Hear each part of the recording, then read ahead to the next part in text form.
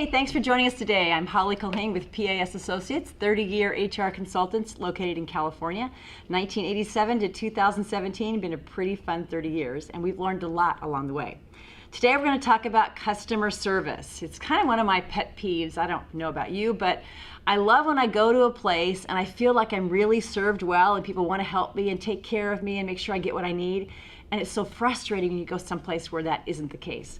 So Bob Farrell with Farrell's Ice Cream Parlors was a wonderful man who started that business a lot of years ago. Really came up with a great customer service program called Give 'em the Pickle. And I'll tell you a little bit more about that later. But let's start off with a little customer service trivia. So you ready for the first question? Here it is. True or false? Only employees who directly relate with customers are responsible for customer service. What do you think? Only people up front? No way. Absolutely false. Because it matters what the dishwasher does, and it affects the hostess, right? It affects the wait team as well. So it's important to make sure that we're thinking about customer service as the role of everybody in a work environment, not just the people right up front. Number two, true or false? Research suggests that almost 8 in 10 customers who leave do so because they're dissatisfied with the level of service they receive. Guess what? The answer is true. They do. 8 in 10 leave because they're unhappy with how they're served. In today's work world, today's work environment, and today's customer service environment, we think, wow, is that really true? It is. And you know, not that many of them complain and tell you about it. They just go someplace else. Number 3, it's obvious when a customer is unhappy or upset. Most even will tell you so. So I just gave you the answer. We'll see how well you did with it. The answer is false. They don't tell you. And it's odd because we hear people complain in life and they'll tell 2 friends and they'll tell 2 friends and they'll tell 2 friends. But the reality is they don't often want to go back and have the confrontation and complain with the person who is really in charge of the customer service. So they'll leave, they'll go someplace else, you'll lose a customer, and well, they'll never let you know. Number 4, it's more important to pay attention to new customers than existing ones. True or false? What do you think? Well, the answer really is false. If you're anything like me, you hate when those new cell carriers give all the great deals to the new customers and forget the 20-year ones. And that's how I feel. Like, how come they got a great deal and I'm still paying twice that much every month? The reality is it costs a lot of money to bring people back once they're unhappy and a lot of money to bring people in. So when you have customers, it really is much more important to pay attention to those you have and make sure you give them great service. And they'll tell 2 friends and they'll tell 2 friends positively, and you'll be able to bring people in that way. Number 5, true or false? It's easier to attract new customers than to bring dissatisfied customers back. I hope you got this one right. It is true that in fact it is easier to attract new customers than to bring people back. Once they have this horrible feeling in their mind about you or unhappy situation or had a bad customer service situation with one of your employees or one of your team members, they don't really want to be involved anymore. And it's harder to bring them back in and convince them that it won't happen again. Number 6, dissatisfied customers will badmouth the company by telling between 8 and 10 other people about their negative experience. Unfortunately, it's true. Between 8 and 10. Can you believe that? So every unhappy camper that comes into your environment, your store, your restaurant, your consulting business, every one of them will tell 8 or 10 other people.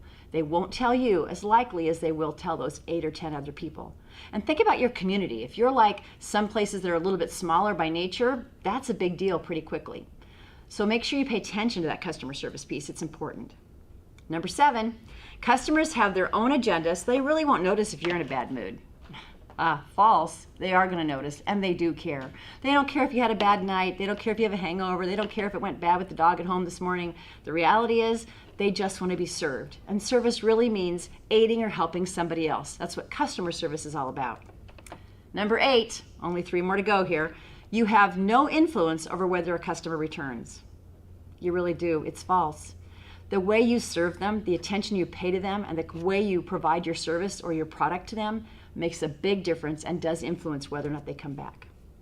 Number 9, and I always love the banter around this one. The customer is the boss. What do you think? True or false? It's true, they really are. They're the ones that really sign your check. They're the ones that tell you what product to give them. They're the ones that tell you what they want to receive more and more of or less and less of. They really are the boss, and we need to treat them that way. Last one in our quiz, last question, number 10. Customers can hear a smile over the phone. What do you think? They can. In fact, the reality is the more we smile and we answer the phone that way, your receptionist, the people that are just generally answering the phone to help route calls, they need to have a customer service smile on their phone at the same time. Okay, I'm going to throw a couple extra ones in, okay, because I want to make sure you get this one right. 11, sometimes customers can be difficult and trying. Okay, there's a no-brainer, right? Duh, yeah, they absolutely can. But do they deserve to be served less? No, they don't. 12, when a customer has a problem, it's important that they understand your point of view. Guess what?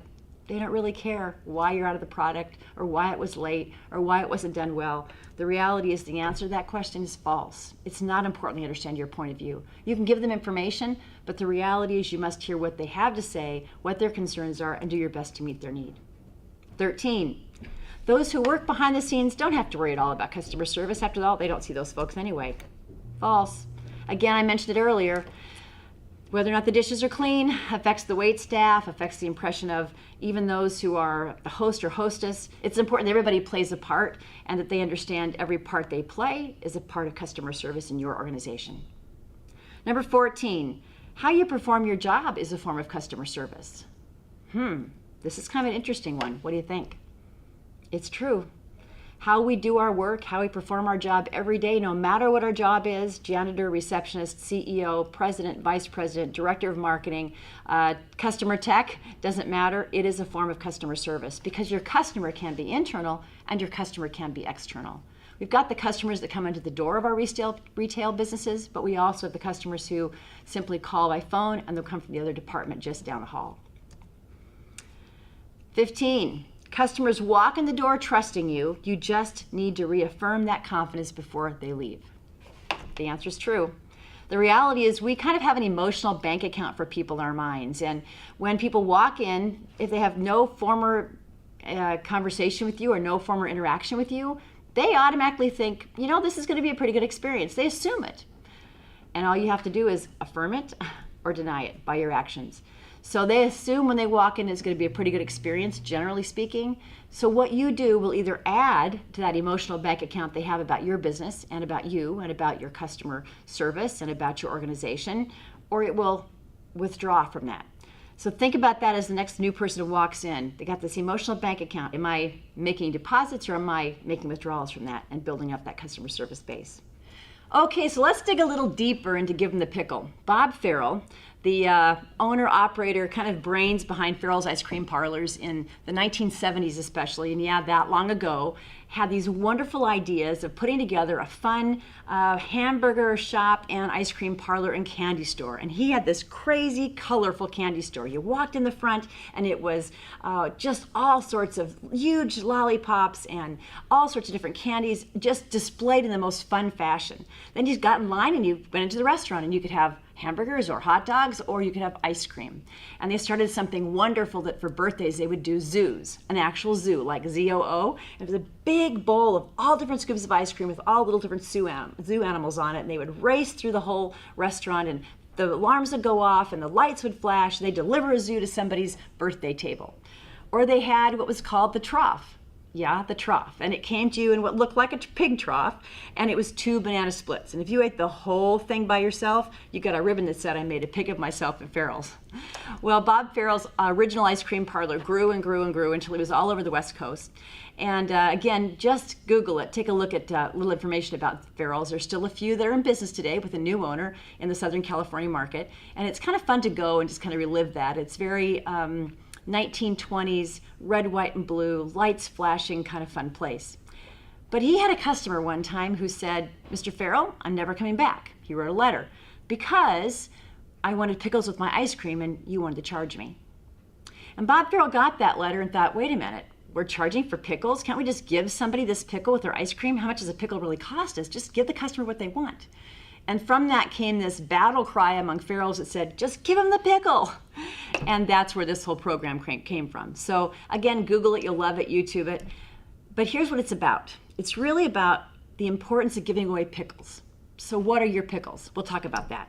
And then there are 4 key principles that are critical to getting customers to return, and he knew them well. His theme was give them what they want, add your special touch, whatever it is, and exceed their expectations. Don't just meet them, always give them a little bit more. When you give them a little bit more, they're so thrilled they can't wait to come back. So giving away pickles really means giving customers what they want, but it also means adding your special touch to exceed their expectations. So what's a pickle? You think, Holly, I don't even have a restaurant. Pickles, are you kidding me? Well, for some grocery stores, it could be giving away bags in a market where they charge them. For some department stores, it could be having a special senior event on Tuesdays, and every Monday the seniors get a phone call because they love to have a conversation with folks. And they get a phone call, they come in and find out what the senior specials are on Tuesday. Or for some stores, it could be free gift wrap. Or if you're in one of our training sessions face-to-face, you get chocolate, and that's always a lot of fun. But whatever the pickle is, a free website information, maybe a free download, what's your pickle? And that's all about making sure you give them more than they expect. But before you even think about some of that, it's always important to know who your customers are. So I'd encourage you to take some time and just list with the people on your team, who are our customers? Are they the external folks only? And I challenge you to think, gosh, maybe not. In HR consulting, our customers are the clients that hire us, but our customers are also those folks who might call and ask questions just in general that may not know much about an HR topic. Our customers can be those people that hear us on a radio or television giving out information or on some news show. Our customers can even be the people in the other department. For us, it could be accounting, it could be training, it could be consulting. So think about who your customers really are and get to know them a little bit. And then go, okay, what are the pickles we give away now? What are the little extra something special that we do that helps them know we care, that helps them know we do a little bit extra? Is it a thank you on a paycheck? Is it a little extra pay time if they're having a tough month? What is it? So think about your pickles. So my challenge to you now as we kind of wrap up this 3 or 4 minute segment is to say, what pickles do you give and what pickles can you give? What's your competition give? Are you giving them consistently? And that's huge, because if one employee gives them and the other does not, and the same customer comes along, they're pretty frustrated by that. And then what pickles can you give as an individual, not just as a company, that adds your own special touch? Maybe it's a thank you card in the mail with the Amazon order that they received, or it's simply a note saying, hey, happy birthday, I heard you had a birthday last week or an anniversary. Just wanted to say, I hope you had a great day and a wonderful time and you enjoyed it immensely. Service, attitude, consistency, and teamwork. Those are the 4 key principles of customer service, really based on Given the Pickle by, again, Bob Farrell, Farrell's Ice Cream Parlors. Did a great job. Again, Google it, YouTube it, take a look at the video, you'll love it.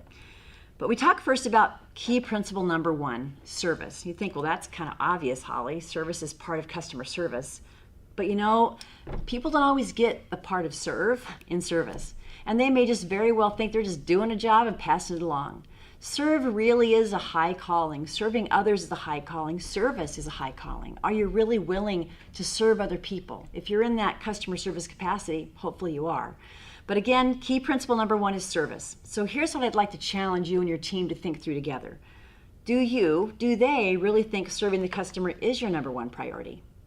Maybe a bit of a Survey Monkey survey might give you some information about how they think about that, because if they don't think it is, or they think you don't think it is, then you could have a problem. So again, do you think serving the customer is really your number 1 priority? Or is it, if you're the employee, the paycheck? Or is it having a great day at lunch? What is it for you in your work environment?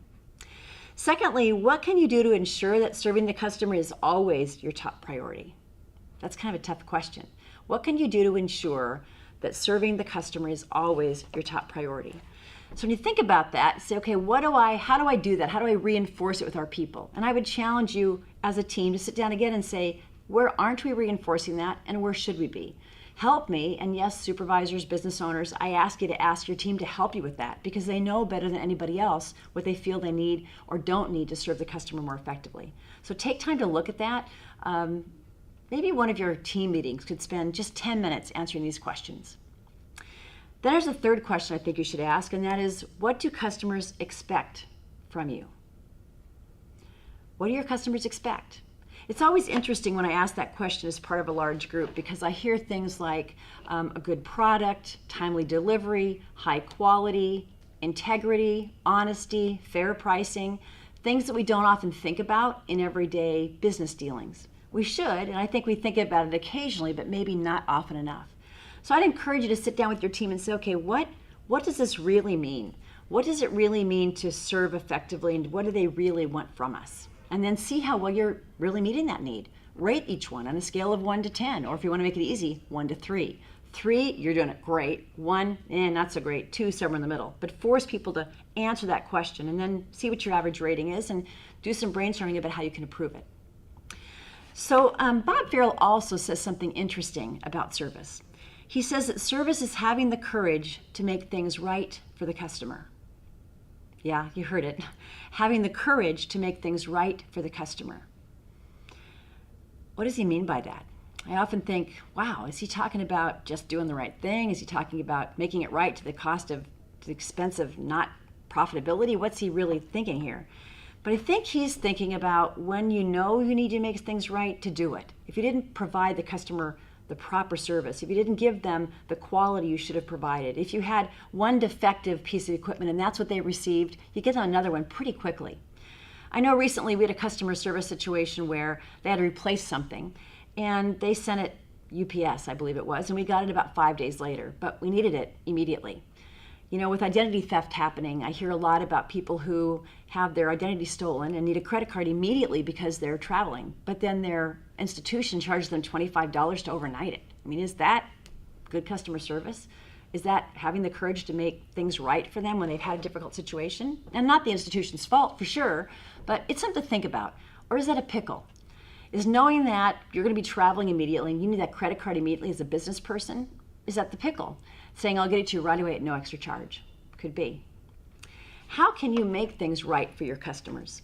So that's a question I think you could spend some time again with your team, just sitting together, maybe 10, 15 minutes, saying, where have we had times that we need to make things right? Have we done it well? How can we do it better? And for those of you in charge, what are you authorizing people to do well? The Ritz-Carlton's a great place. Their customer service is phenomenal, one of the best in the world. And one of the things they do is they give every employee a budget. And that budget is just to make things right or to help make the life easier of a customer that walks into the Ritz-Carlton. One time they had a situation where an individual left his laptop in the room and had a presentation. He flew off, had to be there immediately, called back to the hotel and said, I need this immediately. Can you get it to me right away? Can you overnight it? Well, he'd missed the deadline for overnighting, but one of the hotel staff members saw that there was a flight available that evening. She could actually fly, and this was to Hawaii as a side note, but she didn't stay. She could actually fly to Hawaii, drop the laptop off quicker, and fly back to her place of residence, getting him what he needed faster than FedEx, and it fit within her budget. And she did it. Now that's a pickle, and that's great customer service. So we talked about key principle number 1 according to Bob Farrell, and give him the pickle, and that was service. So now key principle number 2 is attitude. Yeah, attitude, it really matters. Webster defines attitude as a manner of acting, feeling, or thinking that shows one's disposition, opinion, etc. Wow. A manner of acting, feeling, or thinking that shows one's disposition or opinion.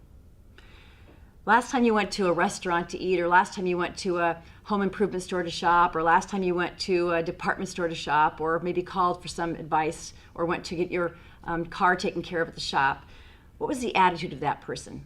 What kind of acting or feeling or thinking did they demonstrate to you? You know, it seems like it's really easy to point out the bad attitudes, but how easy is it to point out the really good ones? How often anymore do we really have people who are glad to see us, happy we walked in, and really want to serve us, really serve us more than serve themselves?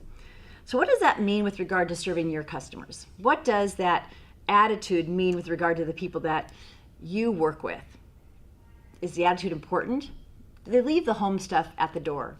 Do they know how to take attitude breaks if they need them and had a bad day? This morning was pretty tough for me. It was a crazy morning. Do we have that time to, in our lives, just take 10 minutes to say, okay, get your head on right, Holly, walk out there and get the next thing done? You see, if you like the customer, they know it. They absolutely know it. And if you don't like it and you don't want to be there, they know that too.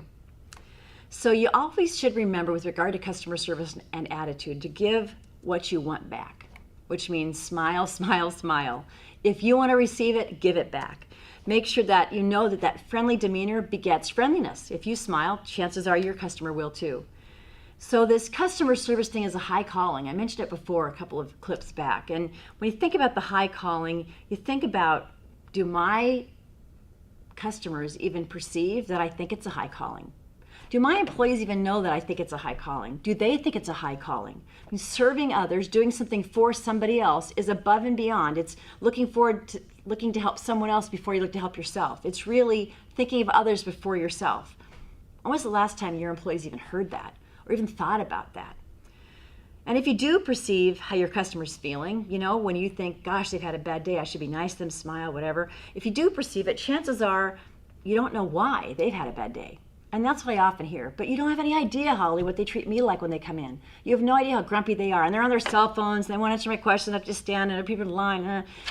Doesn't matter. It doesn't matter. It's a high calling. Even when they aren't treating you properly, your job is to treat them properly. Does your team know that? And do you believe that? When those folks are coming in that seem to be kind of in a bad mood or having a bad day, do you know why? This is why customer service is a noble profession, because it's kind of going above and beyond what the other people are doing to serve them properly. The impact you can have on a customer really is immeasurable and often underestimated. I mean, you have no idea why they're having a bad day. Consider that customer who may have just had an argument with a loved one, or just lost their job, or just doesn't feel well that day, or whose spouse just left them, or somebody who's really under pressure at work. Or maybe they're waiting for a tough biopsy report. You never know what's going on in somebody else's world. So this high calling, this noble profession of serving others, and I love the way Bob Farrell at Farrell's always said this, is he really felt this was his calling in life. I think more and more we have to live into what our calling is. And maybe you need to answer that question. What is your calling? If you're in customer service, that's got to be part of it. So when it comes to this attitude issue, how can we help one another check our poor attitudes at the door? Because sometimes we have crummy days. Sometimes, you get out of bed and you trip over your purse, and then you knock the cat off of the chair, and then down the cat goes, and papers go flying, and kids, it's just one bad thing after another, and you're walking like, I'm finally here. Well, how's the attitude at that point? So I'd encourage you to think with your team about how you could help each other check the really poor attitudes at the door.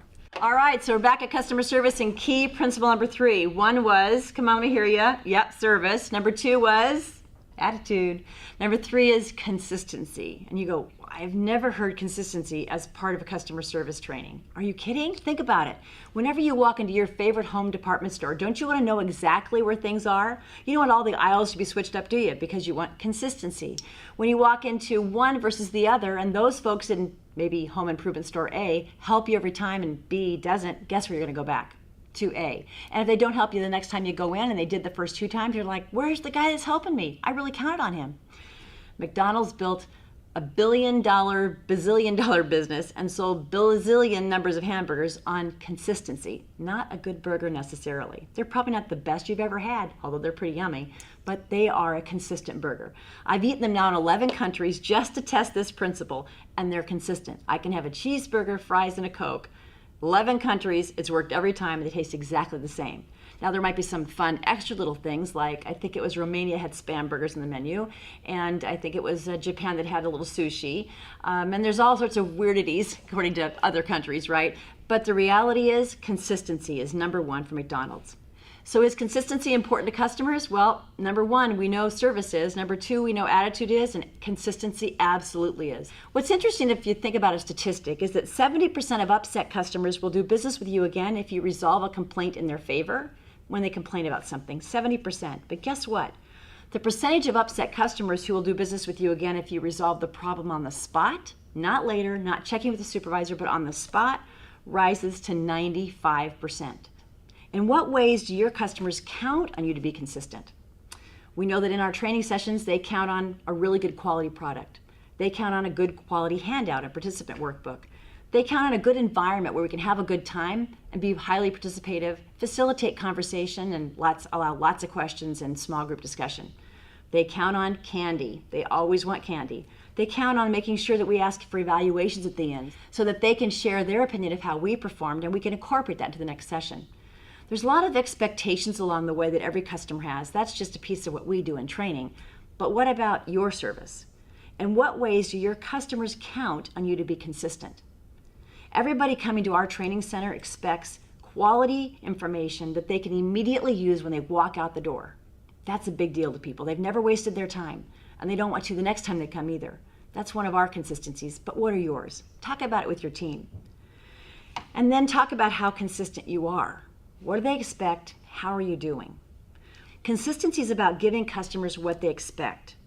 It's about making sure the team works together well and makes it easier to be consistent. It's important to recognize that customers who are upset about not getting an extra pickle for free had a whole new set of expectations based on the extra touch, right? Or outstanding service of previous employees. If the last time I went to ABC department store and they wrapped my gift I bought for free, I'm going to expect it next time. In fact, I'm going to count on it next time. In fact, I'm probably going to get there in time to have it wrapped so that I don't have to do it myself and go to the party from there. The reality is people expect to get next time what they got this time. And what if what they got this time wasn't so great? If that's the case, they might not give you another shot. But they might. And if they do, at least meet that expectation. So once you start giving out pickles, it's super important to make sure the entire team lives up to that new standard every single day. So make sure you take time to assess. What are the pickles we're giving? How's our service when we're doing it? What's our attitude like when we're giving it, whether it's a regular service or a little extra something called a pickle? And how consistent are we? And where do we need to improve? And how can we hold each other accountable? I'd encourage you to talk about that with your team and allow for really honest conversations so you can perfect and fine-tune your area of customer service. And the number 3 key principle, consistency. So if you've been with us all along, number 1 is service, number 2 is attitude, number 3 is consistency, and yes, that is a huge deal, and number 4 is teamwork. You're like, well, no brainer, how is that customer service? So teamwork, when everybody works together, obviously gets the customer much better service, and they're served much more effectively. So if you could picture with your team maybe a wheel, and you've got the rim of that wheel is the company, and you look at every one of those spokes would be maybe your employees in your department or all the different departments in your organization, but we'll say your department for right now. So company is on the outside, all those spokes are the employees in your department, and in the middle you've got this hubcap that's the manager and whatever his or her name is there. So if you look at that and say, okay, how does my team do at this? How well are we doing? Are there some broken spokes along the way? Are there some things we need to work on? How well do we work together? Think teamwork. Restaurant, for example. How well does the dishwasher wash the dishes? How well does the hostess greet the people? How well do your wait staff take the time to say hello and greet people and be polite and friendly? We were in a restaurant recently and the gentleman walked up and said, "Hi, my name is Fabulous. It's great to meet you. Thanks for coming here tonight." And we looked at him and said, "Fabulous, really?" "Yep, that's my name, Fabulous." I said, "Well, we'll be the judge of that." We kind of laughed. But he was the most pleasant guy and he really was fabulous. And it wasn't a made up name, it was his given name. But the crazy thing about that is I expect when I go to that restaurant now to have somebody who's maybe not the same name as Fabulous, but somebody who really does a great job and cares.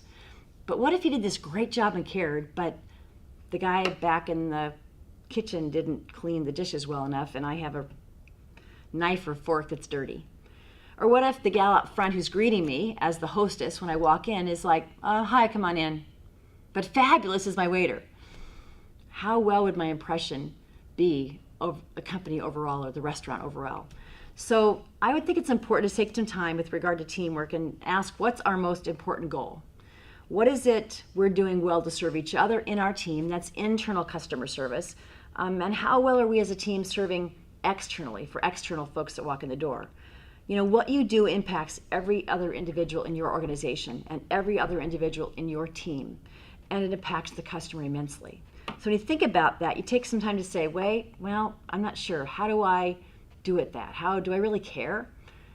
That's your brainstorming time. So take a few minutes with your team and think about, what do the spokes on our wheels look like? Do we have some broken spokes? Do we have some folks that might need to have a little more customer service training? Or do we have some folks that might need to have a little bit more meaning in how they greet the customer and do their job?